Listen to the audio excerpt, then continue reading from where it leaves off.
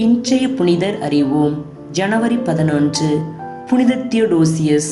நாம் வாழும் இந்த வாழ்க்கை விண்ணக பிறப்பின் முன்சுவை. இதனை உணர்த்துவதே மரணம். நம் மரணத்தை ஒவ்வொரு நாளும் நினைத்து வாழும்போது நம் வாழ்வு அர்த்தமுள்ளதாக, பிறருக்கு பயனுள்ளதாக, எல்லோரும் விரும்பத்தக்கதாக, ஏற்றுக்கொள்ளக்கூடியதாக இருக்கும். வாழ்க்கையில் நாம் அதிமுக்கியமாக நினைக்கும் இவ்வுலக பொருட்கள் எதுவும் முக்கியமானது அல்ல.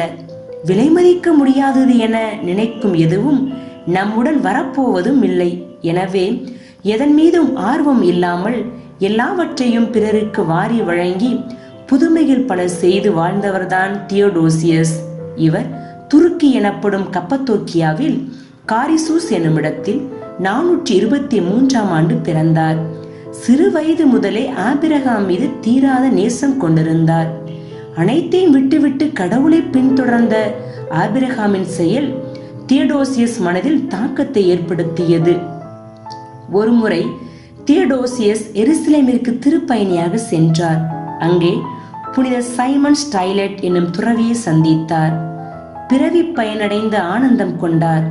துறவியாக வேண்டும் என்ற ஆவலோடு பெத்லஹேமுக்கு அருகில் இருந்த துருவமடத்திற்கு சென்றார். அங்கே தூய வனத்துறவியான லான்ஜினூஸ் என்பவரிடம் பயிற்சி பெற்றார். இறைவனது துணையோடும் இன்முகத்தோடும் பயிற்சியை முடித்த தியோடோசியஸ் எருசலேம் மற்றும் பெத்லஹேம் திருச்சபையின் தலைவராக நியமிக்கப்பட்டார். தமது ஆட்சிக்குள் இருந்த அனைவரையும் தந்தைக்குரிய பாசத்துடனும் தலைவருக்குரிய கண்டிப்புடனும் அணுகினார். ஆனாலும் அந்த பொறுப்பில் நிறைவு ஏற்படாததால் வனத்துறவியாக வேண்டும் என்று முடிவு செய்து யூதா பாலைவனத்துக்கு சென்றார். இந்த யூதா பாலைவனம் சாக்கடல் பகுதிக்கு அருகில் இருக்கிறது. தனித்திருந்து இறைமகன் இயேசுவை கண்டு அமைதியாக அவரது அருள் பெற்று வாழ்ந்தார்.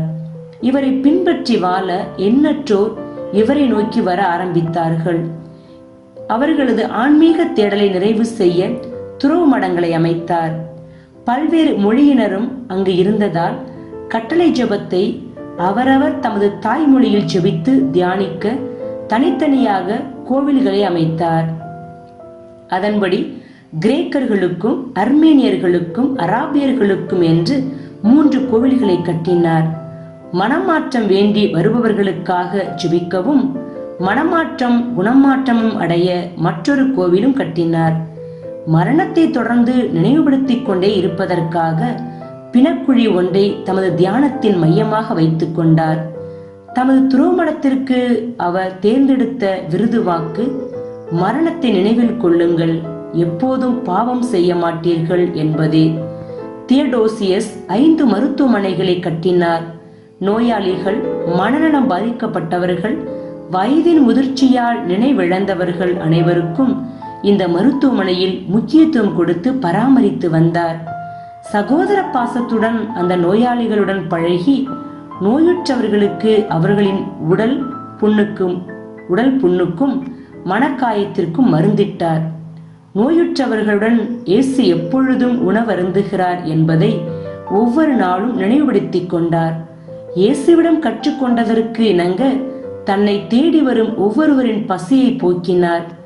பஞ்சத்தினால் நலிந்து போனவர்களுக்கு தன்னால் முடிந்த உதவிகளை செய்தார். உதவிகள் செய்ய தொடர்ந்து இறைவனிடம் ஜெபித்து எண்ணில்லா புதுமைகள் செய்தார்.